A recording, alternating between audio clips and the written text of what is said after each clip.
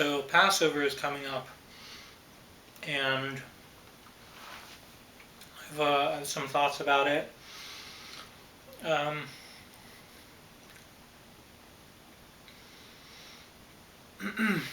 an apostate's thoughts on Passover.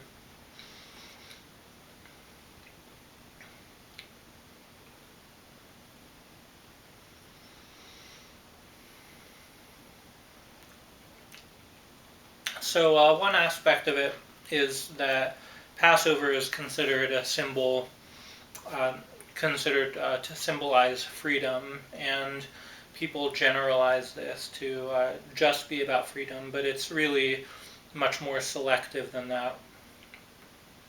It's about the freedom of the Jewish people from um, from external power structures, specifically the Egyptians, but it's not about the individual's freedom from the Jewish people, for example.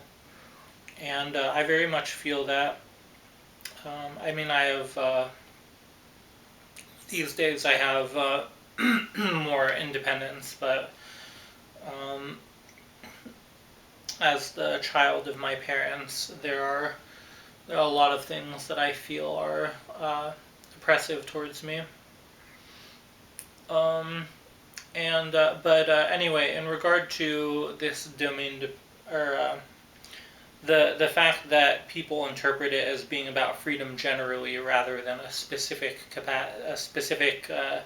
configuration of freedom applies to a lot of other issues that they're especially.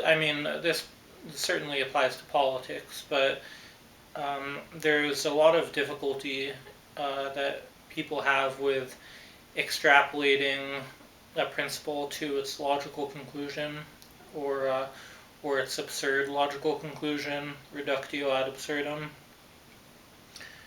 And so from the perspective of an apostate who's living within a Jewish social structure, there certainly isn't the feeling of being liberated. I'm not going to go into it, but I'll mention another topic of the idea of,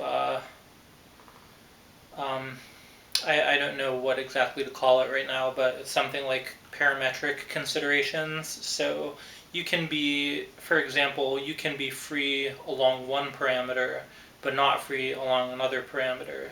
And that's part of, that can be part of opportunity cost.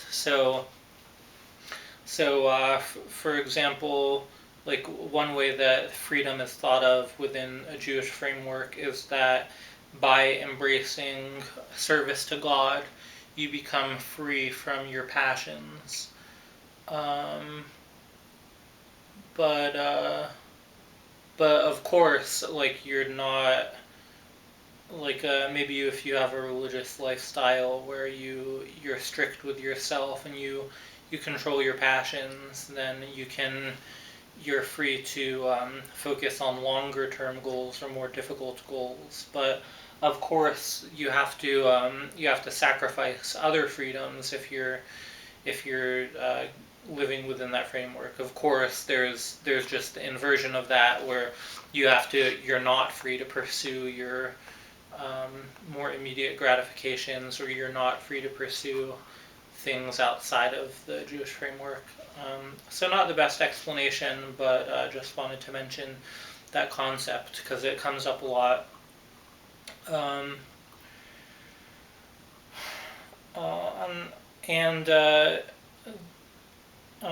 There's also in the Passover Seder the four sons, the wise son, the simple son, the wicked son, and the son who is unable to ask. And thinking about the wicked son, he is the one who considers himself not implicated in the events of the Exodus, and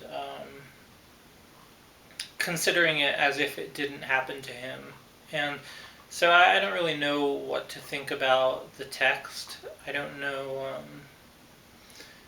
I don't know if the author of it was being literal about it, or if it's like some a metaphor to some degree or other degree.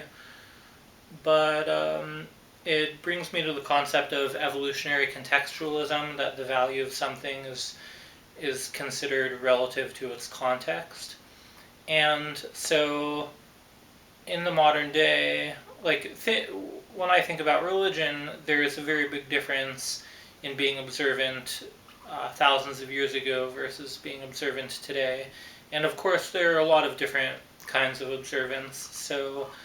Um, so probably any statement I'm going to make is going to be an overgeneralization, but it'll just be useful in illustrating a point. So thousands of years ago, it would have been extremely valuable to an individual to be part of a collective like that because of all the kinds of social protections you get, and it's a dog eat dog world out there.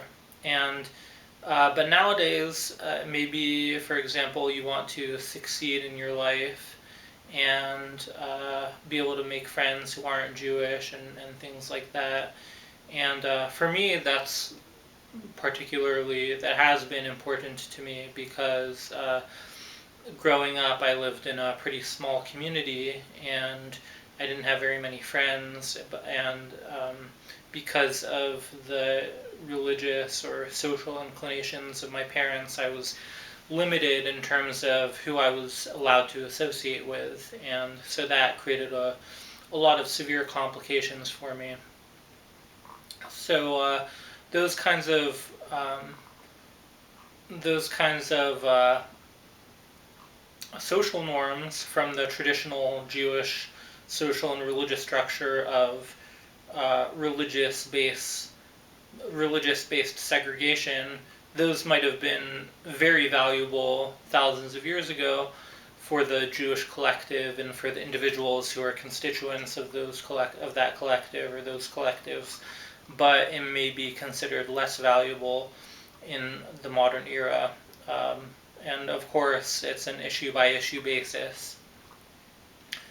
Um, and And of course, with all of these issues I'm covering, I could probably talk about for a while, and I'm still very much not used to the format of trying to talk to a camera, and it can be, when talking to another person, it's more feasible to explore these ideas in a more organized way. Um, but anyway, I guess the last topic I'll cover now is um, the experience that I have of being at a Seder. So I have an approach to conversation where I, um, well, I have a very philosophical approach, and I like to try to understand things on a granular level, and I like talking about I don't know, the themes and whatever. But the people that I'm with want to just socialize, which is so part of the Seder that I learned about is that um, you're supposed to be talking about the Passover story and various dimensions of it throughout the entire Seder. That's what the Seder is about having those discussions and being invested in the tradition, and and so um, and so when I reflect on this, or my experiences with this have been pretty negative because I was invested in that aspect of the Seder in a serious way, and the people around me all don't really take that seriously. And even now, having been an apostate for a few years now, I still am interested in discussing these things because even though I have some distance from Judaism, I still think it's fascinating in a lot of ways.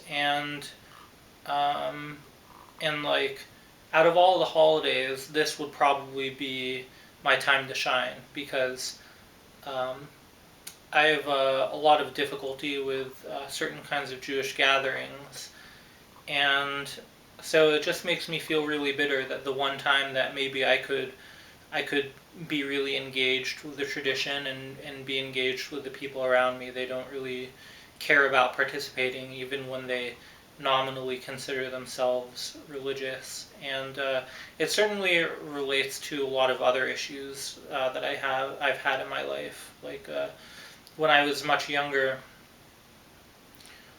um, I was very serious about certain aspects of Jewish law and observance, and my peers didn't really care about it. They just wanted to do whatever, and it just made me feel really isolated and alone, um, and like, why am I the only one who cares about this? And I don't know that I can verbally put my finger on the exact thing that I was feeling, but it's like trying to do something important and everybody else just abandons you and they're um, whatever.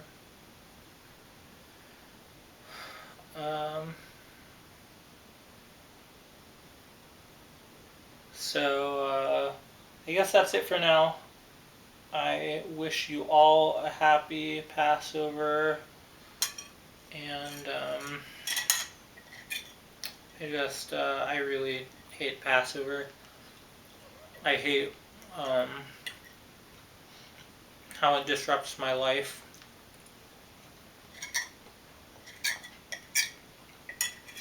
It's very logistically demanding. I mean, I don't really participate so much in the cleaning or whatever, but it's a real pain in my fucking ass.